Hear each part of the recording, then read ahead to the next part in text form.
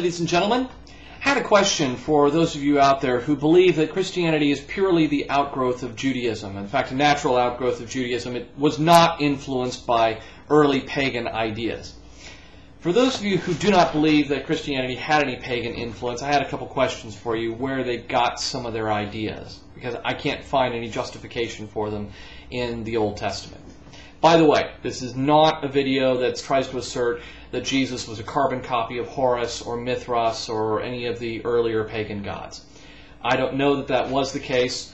I do know there are elements that seem like it might have been borrowed in the Jesus story, but I don't know that Jesus was a carbon copy of any one of these gods. I don't know that he wasn't.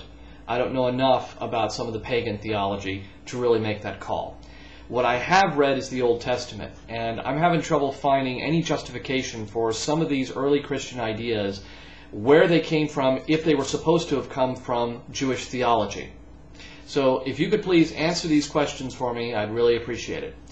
Number one, first and foremost, where did the Christians get their idea of hell and salvation? If you read a properly translated Old Testament, it does not use the word hell. It uses the word Sheol. And Sheol means the grave.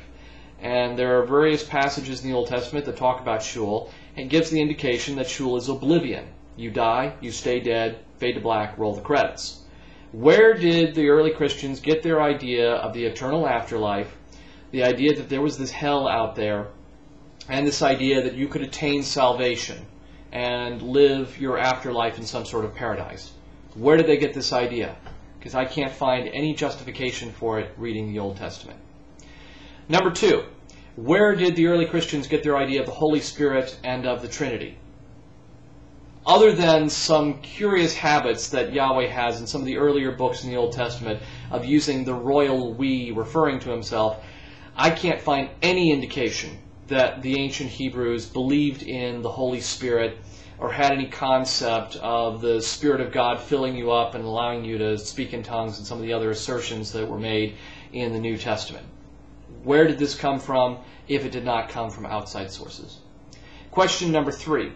Where did the Christians get their idea of the divine intercessor that was required for humanity to develop a relationship with Yahweh? Jesus says in the Bible, "I am the truth, the way, the light. No man comes unto the Father except by me." This idea is often illustrated in Christian theology that there's a gap between mortals and Yahweh, and this gap is filled by the cross and so forth. Where did they get this idea? Because I read the Old Testament, and it's very clear that Yahweh not only wants a personal relationship, he in fact demands it. In the Old Testament, in the first commandment, it says, "You shall not have any other gods before me." Isaiah chapter 43, verse 10 through 12. He goes on this rant saying, "There are no other gods. I am the judge. I am the one who is saved. You come directly to me. There is no intercessor. I forbid you to have an intercessor." So the New Testament comes along and says, "I require you to have an intercessor." And this same jealous, attention-hungry God fades off into this mysterious background, and the Son of God takes center stage. Where did the early Christians get their idea, and why did they change it from the Old Testament? Next, where did the early Christians get their idea of consuming the body and the blood of this ultimate sacrifice, this intercessor, in order to attain salvation? Jesus says in the Last Supper that unless you consume the flesh of the Son of Man, something to the effect of, "You shall have no life within you." This is required for salvation. Yet when I read Leviticus, it says, "You are forbidden to consume the blood of the sacrifice. And any sojourner among you is forbidden to consume the blood of the sacrifice." Where did they get this idea of consuming the body and blood of the ultimate sacrifice in order to attain salvation, since that's explicitly forbidden in the Old Testament? For that matter, where did they get this idea of the ultimate sacrifice by the intercessor for all of humanity for all time? The Jews had their rituals of blood sacrifices that they individually performed, atonement rituals. At what point in the Old Testament does it say, okay, these are temporary, and as soon as the intercessor comes along and makes that ultimate sacrifice upon the cross, then you're not going to have to worry about doing any of this anymore. Then at that point, salvation is going to be based upon faith.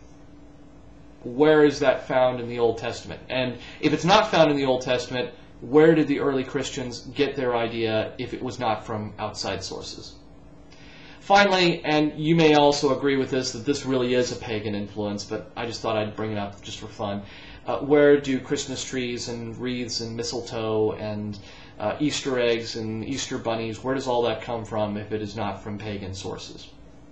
For that matter, where do they get the December 25th holiday as the observation of the birthday of Jesus? I've heard some scholars say, and I'm not an expert on this, so I can't defend this, but I've heard some scholars say actually September is more likely.